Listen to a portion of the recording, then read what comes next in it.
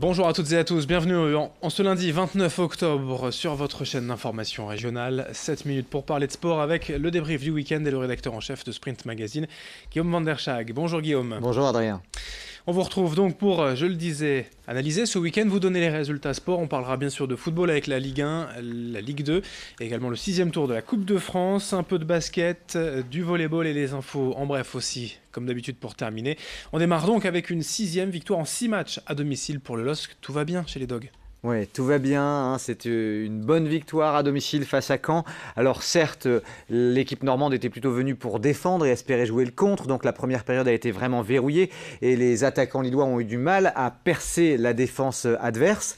Mais bon, malgré tout, on sentait que ça pouvait aboutir. Il y a eu plusieurs situations. Xeka et Mendes ont été vraiment impeccables au milieu de terrain. Et puis c'est en seconde période que l'éclaircie est venue d'un bon ballon parfaitement croisé de Raphaël Leao qui marque là pour sa première titularisation et ça fait une nouvelle pépite offensive pour le LOSC dans le panel de joueurs que possède Christophe Galtier. Alors le score aurait pu être plus sévère si le ballon ne s'était pas heurté à la barre à 2 reprises durant la seconde période.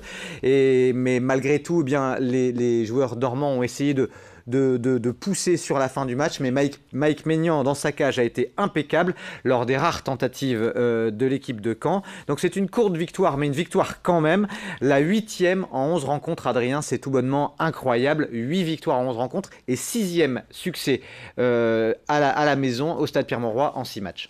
Lille est donc 2e au classement, puisque Paris fait un début de saison parfait avec un carton plein. C'est vraiment un début de saison hallucinant quand même pour le LOSC. Oui, on peut le dire parce que, pour comparaison, la saison du titre, saison 2010-2011, après 11 journées, les Lillois possédaient 15 points. Et si on revient un petit peu plus en arrière, on retourne à la saison 2004-2005 qui avait été leur meilleur départ de ces 50 dernières années, eh bien ils avaient 22 points après 11 journées. Là, ils ont 25 points après 11 journées. Donc c'est très très encourageant pour la suite. Et il y a même une statistique intéressante, Adrien, c'est que depuis 2002, depuis la saison 2002-2003, toutes les équipes qui avaient 22 points ou plus après 10 journées de championnat ont fini par décrocher un ticket européen. Donc là, après 11 journées, ils sont à 25 points, c'est très encourageant. Demain, ce sera donc la Coupe de la Ligue. Le LOSC ira à Strasbourg pour les 16e de finale, mais le prochain match est forcément alléchant. Ce sera au Parc vendredi. Le premier contre le deuxième, ce sera Lille-Paris. Ouais, ce sera un vrai test. Et puis les Lillois iront au Parc des Princes avec absolument rien à perdre. Le tarif en général, c'est 2 voire 3 buts. Eh bien, les Lillois auront en tout cas une belle occasion de s'étalonner face au leader incontesté de la Ligue 1. Et puis qui sait, ils sont tellement en confiance en ce moment, les Lillois, avec un milieu de terrain efficace, une défense qui est quand même solide, et puis des attaquants comme Pépé. L'éclaircie peut venir de partout. Ce match PSG-Lille, ce sera donc vendredi soir, le choc forcément de cette première partie de saison, le premier contre le deuxième, on en reparlera bien évidemment. À l'étage inférieur, la Ligue 2 avec les résultats de Valenciennes et de Lens. D'abord des Valenciennois. Alors Valenciennes qui n'est pas parvenu à gagner à domicile contre Nancy, hein. Le score c'est 1 but partout. Face à la Lanterne Rouge, Valenciennes a signé son 10e match sans victoire. Clairement on peut le dire, c'est inquiétant.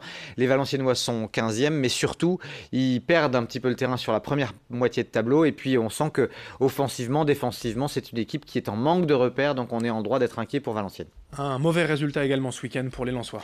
Oui, c'est un petit peu la défaite qu'on n'attendait pas du côté des 100 et or, hein. Les 100 et or qui ont même été menés 2-0 durant quasi la totalité de la rencontre. Ils ont fini par réduire le score dans les arrêts de jeu à la 91e, hein, 2 buts à 1. Mais il faudra vite oublier ce match du côté du Racing Club de Lens et puis rebondir très vite. Ce sera face à Châteauroux, à la maison, à Bollaert. Ça devrait bien se passer. On enchaîne avec la Coupe de France pour les niveaux amateurs et inférieurs. C'était le 6e tour ce week-end. Voilà, et puis le petit poussé du 5e tour, hein, le petit village d'Amel, 700 âmes à peine, eh bien, est passé à la trappe, hein, éliminé par Vimy. En revanche, un joli coup des Cheminots d'Hazebrouck, c'est une équipe qui est seulement en 3e division régionale. Ils ont battu Aix-sur-Somme, une équipe qui est en 1re division régionale. Et puis quelques résultats en pagaille comme ça. Boulogne a battu Oisier 4 buts à 1. Marc-en-Barœul a battu Calais Pascal. Gros carton des Dunkerquois de l'USLD face à Mouveau, 10 buts à 0. Et puis Croix, qui est toujours habitué des grands parcours en Coupe de France, a battu Wany 2 buts à 1. Et le prochain tour, le 7e, ce sera l'entrée en liste des clubs de Ligue 2 avec Valenciennes et Lens. Au programme, un mot de foot féminin, Guillaume. Oui, vous dire simplement que bien, les Lilloises ont été plutôt récompensées avec un bon match nul face à l'équipe de Montpellier à domicile, c'était ce dimanche. Et donc c'est bon, même si elles ne sont pas encore dans la première, dans le top 5 du championnat, les Lilloises, c'est un résultat qui peut les rassurer. En basket, ce ne fut pas une bonne journée pour les clubs régionaux. C'est même une journée catastrophique pour nos grandes équipes de la région, parce que le BCM Gravelines Dunkerque, qui jouait à l'extérieur à Strasbourg, a perdu 90-84. Le Portel a également perdu à Chalon-Reims 82-70.